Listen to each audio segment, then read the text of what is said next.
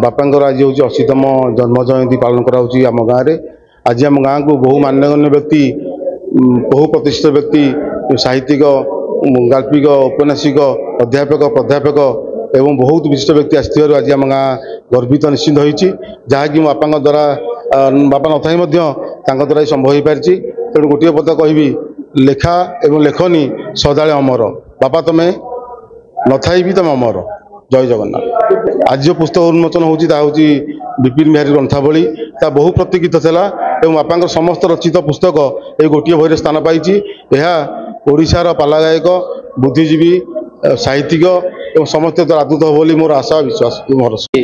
आम गाँव गौरव स्वर्गत विपिन बिहारी खुंटिया स्मृतिचारण उत्सव आयोजन करा जाउछि एवं श्री खुंटिया होउछन्ति आम गाँव गर्व और गौरव कहीं ना से अति प्राचीन इतिहास को काव्य कविता चंपू रचना करी जे कि सारा ओडिशा रे तांकर नाम को सुनाम अर्जन करि पारिछन्ति एवं विभिन्न अनुष्ठान तरफरु मानपत्र पाइछन्ति संवर्धित होइछन्ति।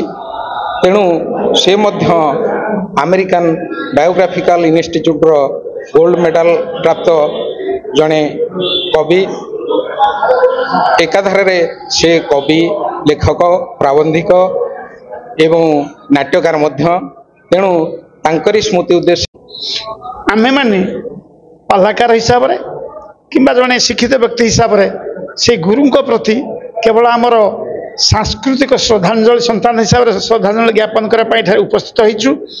ए परंपरा एठी केवल नुहे जदि प्रत्येक पूर्वपल्ली रे यही परंपरा बजाय रहे तेमे आधुनिक जगतर जो भौतिक चिंताधारा भौतिक सुखभोग ए भितर निश्चित भाव आमे माने निवृत्त रही आमर यही पारंपरिक नीति परंपरा को बजाय रखिपर।